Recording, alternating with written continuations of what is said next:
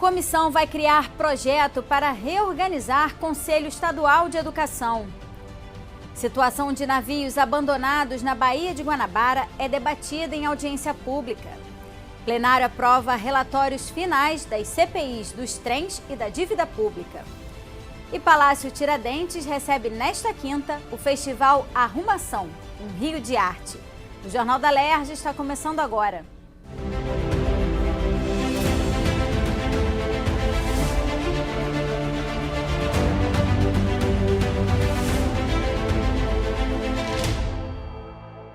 Boa noite. A Comissão de Educação da Alerj vai elaborar ainda este ano um projeto de lei para reorganizar o Conselho Estadual de Educação. Uma das solicitações durante a audiência nesta quarta-feira foi a criação de cargos próprios no Conselho. Durante a reunião foi apresentado o relatório anual de responsabilidade educacional. Os representantes do Conselho Estadual de Educação destacaram alguns avanços da atual gestão, como a transformação da biblioteca do Conselho em um centro de pesquisa, e apontaram a necessidade de mudanças fundamentais para o funcionamento, como a melhoria da infraestrutura tecnológica, o aumento do quadro de servidores e maior repasse de recursos financeiros. Se a gente não consegue ter um CNPJ, que seria como órgão de Estado básico para a gente poder ter verba, né? Hoje nós não temos absolutamente nada. Então a gente vem sempre com solicitações, a gente sempre vem reivindicando especificamente a Secretaria de Estado de Educação, até porque é quem mais nos apoia nesse sentido, em razão da maioria dos servidores que estão lotados no Conselho Estadual de Educação serem oriundos da Secretaria de Estado de Educação. Nós temos muita dificuldade, sim, da parte de estrutura, né, uma vez que já foi, desde 2014, nós passamos a ser órgão de Estado. Então, isso dificulta também a própria Secretaria de Educação nos apoiar, né, em termos de recursos. Para a conselheira Ana Karina, essas dificuldades estruturais atrapalham a realização de funções básicas. E, apesar dos avanços, ainda é necessário um esforço grande para que ele seja, de fato, um órgão de Estado. A gente precisa ter equipes técnicas que possam ir a campo, que tenham recursos para ir a campo, é preciso ter equipamentos e materiais no Conselho, é preciso poder dar publicidade ao trabalho do Conselho. Isso hoje passa, né, numa sociedade contemporânea, por ter um canal online, por transmitir ao vivo, gravar, disponibilizar assincronamente.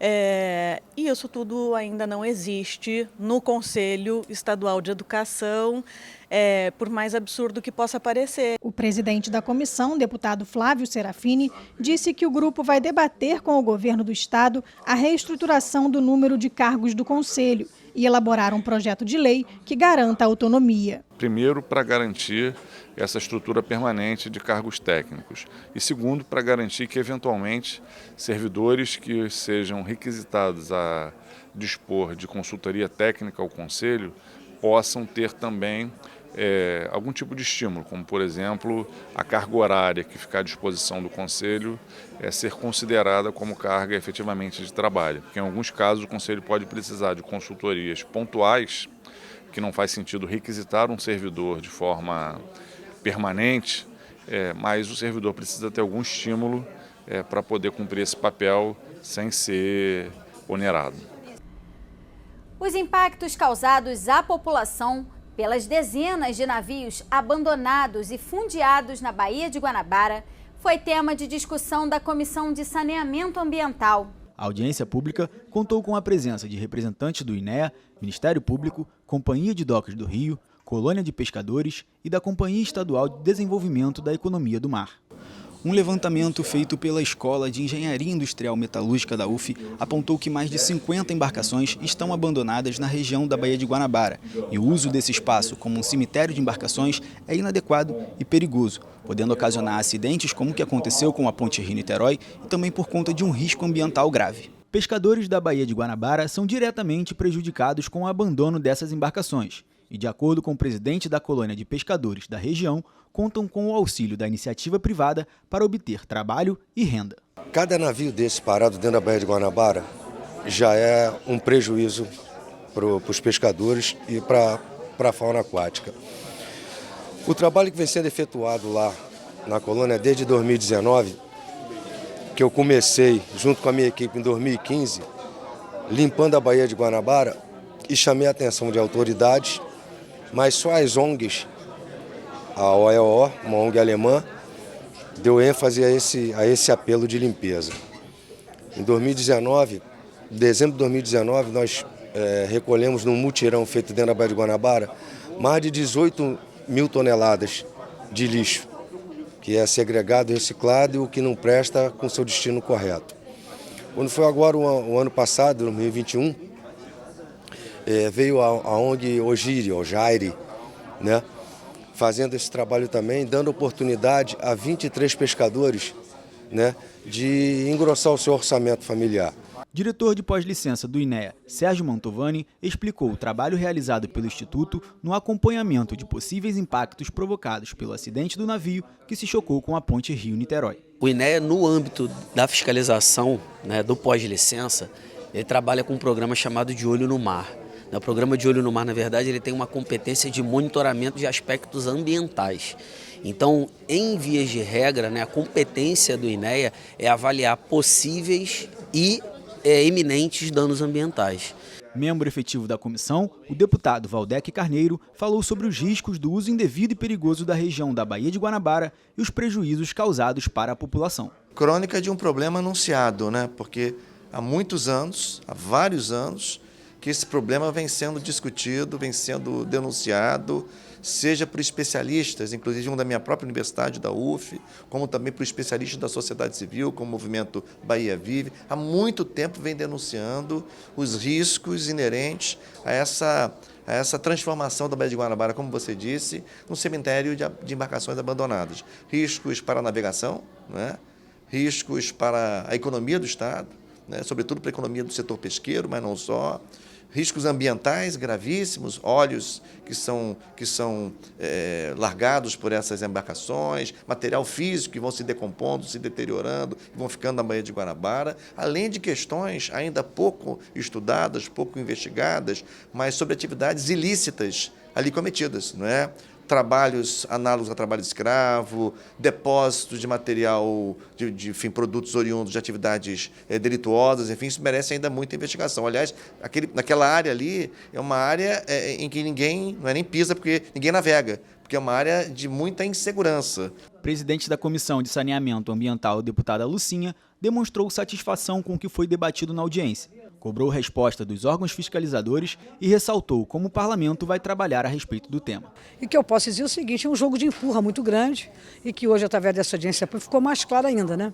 Cada um joga de acordo com os seus interesses e é a população que está pagando, né, o pato, na verdade, porque o que aconteceu com esse navio São Luís pode acontecer a qualquer momento com outro navio, né? Porque não vai dizer que é só o navio São Luís que está na Baía de Guanabara, né? Há mais de 4, 5 anos e abandonado, não tem tribulação, não tem nada. Hoje o entendimento nosso, né, é que nós não podemos deixar isso acontecer. Então nós chamamos a responsabilidade por parlamento que nós vamos cobrar. E vai ser através de audiências públicas, vai ser através de 2 projetos de lei que nós vamos apresentar aqui na casa, fruto da discussão de hoje, para tentar fechar essas lacunas. Que não vai dizer que é a responsabilidade do INEA, que o governador fez um decreto. O decreto não é lei. Tem que ser através de uma lei estadual que a gente possa exercer o papel de fiscalizador da lei. O plenário aprovou nesta quarta os relatórios finais da CPI dos trens e da CPI que investigou o aumento na dívida pública do Estado. Veja como foram as votações com o repórter Rafael Dias. Nesta quarta-feira, os parlamentares iniciaram as discussões da ordem do dia analisando a proposta apresentada pela deputada Mônica Francisco, que quer criar o programa de promoção da igualdade étnico-racial no mercado de trabalho do Estado do Rio de Janeiro. A ideia é formular e implementar políticas, projetos e ações públicas e privadas para incentivar a abertura de vagas de emprego para a população negra e indígena. A matéria aprovada segue para a sanção ou veto do governador. A população compreendida entre negros e pardos, nesse último período pós-pandemia, ou em pandemia ainda, foi a mais impactada. Já vinha sendo impactada antes da pandemia, com um processo de empobrecimento e de desemprego muito alto. Aqui no estado, 70% dos desempregados do Brasil estão aqui, de cada 10 desempregados do Brasil, 7 estão aqui e a maioria são de pretos e pardos e mulheres. Então a gente fez esse projeto pensando exatamente nessas desigualdades no mundo do trabalho. Eu acho que 3 pontos assim, são muito importantes para a gente justificar, inclusive foi justificativa do projeto, que é a pesquisa da PNAD, que mostra que brancos ganham 74% a mais do que pessoas pretas e pardas. De que em 2018, por exemplo, pretos e pardos apresentavam a maior taxa de desemprego em comparação com as pessoas brancas, era cerca de 14,6%. E a pesquisa do IBGE, que foi divulgada em 2019, coloca essas pessoas em lugares geralmente muito precarizados, ou seja, 70% dos cargos gerenciais, por exemplo, nas empresas são ocupados por pessoas brancas. Já a deputada Tia Ju quer criar o programa Minha Escola, Nossa Escola, Aprendendo a Preservar, nas unidades de ensino públicas e privadas do Rio. O objetivo é promover o engajamento dos alunos para cuidar e preservar o espaço escolar. Devem participar os estudantes, professores e toda a comunidade escolar. O texto prevê atividades como rodas de conversa e multirões para a limpeza e manutenção das salas de aula e áreas comuns das escolas. A proposta recebeu uma emenda e retorna para análise das comissões. Também foi aprovado o projeto do ex-deputado Átila Nunes, que pede a criação do Programa de Prevenção da Saúde à Doença de Gaucher. As principais características observadas nessa doença são um aumento dos órgãos como fígado, baço e rins, a diminuição do número de plaquetas e doenças ósseas. Os sintomas mais comuns são a fadiga, sangramentos, principalmente de nariz, dores nos ossos, fraturas espontâneas, cirrose, fibrose e varizes de esôfago, junto com desconfortos abdominais. O texto segue para a sanção ou veto do governador. Os bancos de dados e demais bases de dados pessoais mantidos pelo poder público ou por instituições privadas deverão conter informações sobre cor ou identificação étnico-racial das pessoas registradas. O objetivo da proposta do deputado Valdec Carneiro é utilizar essas informações como base para a criação e o monitoramento de políticas públicas de combate à desigualdade racial.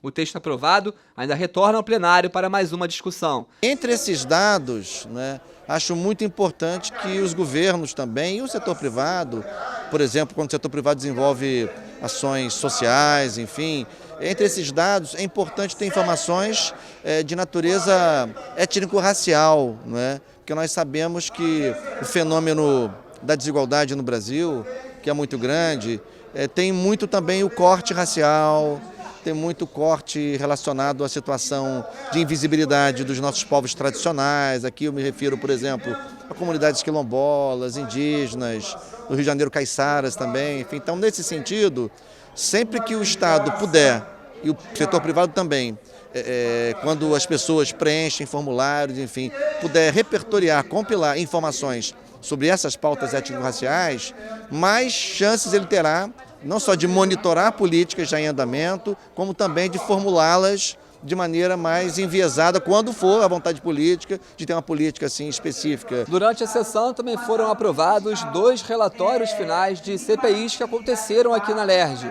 A que investigou a Supervia na prestação de serviços e na operação dos trens e a que investigou o crescimento da dívida pública no Estado. A CPI dos trens foi presidida pela deputada Lucinha.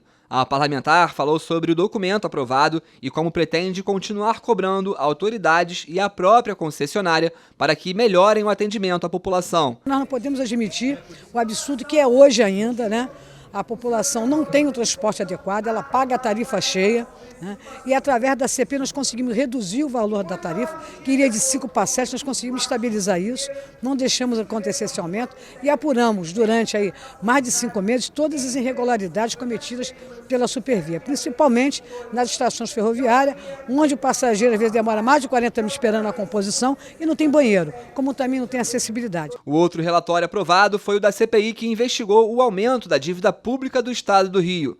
Esse documento apontou, segundo o próprio presidente da comissão, deputado Luiz Paulo, que o Estado do Rio passa por um momento crítico na arrecadação. Por estar inscrito no regime de recuperação fiscal, essa dívida não diminuiu. Pelo contrário, tem apresentado tendência de aumento para os próximos anos. Taxas de juros cobradas pelo governo federal e o próprio decreto do governo estadual, que diminuiu as alíquotas de ICMS para os serviços essenciais, como transportes, telecomunicações, energia elétrica e combustíveis, estão ligados diretamente a esse crescimento da dívida. A CPI deixou claro que o Estado está numa guilhotina. Ele está num regime de recuperação fiscal e, se não mudar a forma de reajustar a dívida, daqui a 9 anos nós vamos continuar nessa guilhotina, sufocados e sem políticas públicas de qualidade. E agora ainda agravou-se, porque a Secretaria de Fazenda, para entrar no novo regime, simulou receitas tributárias, principalmente a do ICMS. E o que aconteceu? Com as leis complementares, principalmente a 192 e a 194, nós perdemos alguns bilhões de receita de ICMS nas considerações que aconteceram sobre bens essenciais, estendendo, além de energia e telecomunicações, para combustíveis e transportes. Ora, aí mesmo que a arrecadação vai suportar quem e, por via de consequência, as projeções para frente. O governo do estado pode promover política de incentivo à participação das mulheres profissionais da saúde nas direções de hospitais e clínicas especializadas do sistema público. O objetivo é combater o machismo institucional e promover a igualdade de oportunidades e ascensão nas carreiras profissionais. A matéria da deputada enfermeira Rejane prevê a criação de programas de recrutamento direcionados exclusivamente a mulheres para a formação em gestão pública e a definição de cotas de pelo menos 30% nos cargos de direção dessas unidades para as mulheres. O texto recebeu 5 emendas e retorna para as comissões. A partir desta quarta-feira, o Fórum de Diálogo com as Mulheres Negras vai ter um espaço permanente na Alerj. O Fórum Permanente de Diálogo com as Mulheres Negras foi criado em 2017 por iniciativa do deputado Valdec Carneiro. 2 anos depois, a composição do fórum passou por uma modificação para a entrada de mais 2 representantes de movimentos da sociedade civil, passando de 5 para 7, além de integrantes das comissões de Direitos Humanos e Segurança Pública da Casa. O parlamentar chamou atenção para o caráter permanente do fórum. Em primeiro lugar, a Assembleia Legislativa do Estado do Rio de Janeiro foi a primeira casa parlamentar do Brasil a instituir como uma instância permanente da casa um fórum de diálogos com as mulheres negras, de modo que a Assembleia assumiu, por assim dizer, o compromisso de dialogar permanentemente com as pautas, com as lutas das mulheres negras do Estado.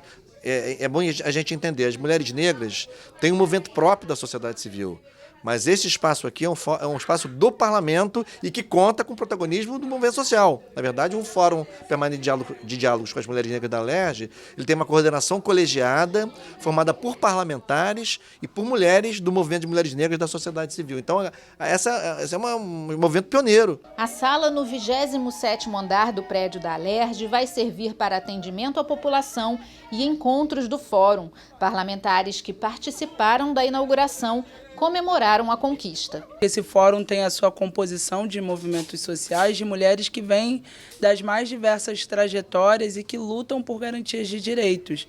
Então, quando falamos da escuta ativa das mulheres negras para a formulação e produção de política pública, a gente fala de ouvir aqueles que são o maior catalisador das políticas públicas. São as mulheres, as principais usuárias do SUS, aquelas que acompanham a regularidade das crianças e jovens nas escolas, e são também aquelas que muitas vezes são cadastradas nos programas de assistência social. Então, conversar com as mulheres é ter um diagnóstico mais preciso e capilarizado da situação da população fluminense. E a Comissão de Direitos Humanos justamente entra nesse arcabouço com outras comissões aqui da casa, ou seja, o fórum ele é aberto para a participação de todos os deputados e deputadas, mas essas comissões elas têm um compromisso de coordenar, articular o fórum e fazer essa escuta permanente para justamente trazer esses debates para casa. Dança, música, tradição popular, performances poéticas e muito mais. Nesta quinta-feira, estreia no Palácio Tiradentes o Festival Arrumação, um Rio de Arte. Entre os artistas convidados estão os cantores e compositores Hildon, Dalto, Roberto Lara e Delcinho Brasileirinho, além das cantoras Mona Vilardo e Elisa Queiroz. Você não pode perder.